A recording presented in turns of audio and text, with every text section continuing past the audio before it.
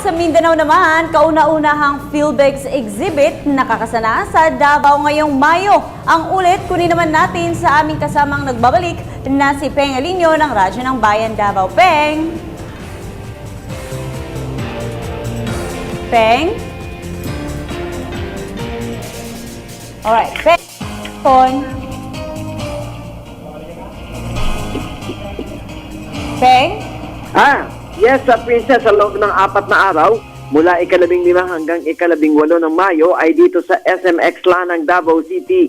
Ipapakita na may mahigit 100 mga exhibitors ng Philippine Building and Construction Exposition o PhilBex, ang matatawag na isang large-scale at napaka-komprehensibong building at construction exposition sa buong bansa. Pagdating sa ganitong larangan ng industriya, aasahan naman ng mga bibisita sa Davao City ang iba't ibang display kabilang ang mga building materials at serbisyo, construction materials, interior designs at design services, renovation products, mechanical engineering systems, electrical engineering systems, construction promotion, information technology, telecommunications, real estate at housing.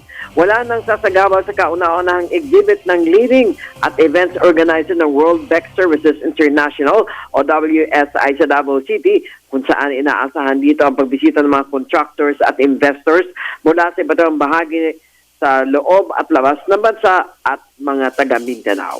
Para sa Telebisyon ng Bayan, Peng Alinio, Radyo ng Bayan, Davao.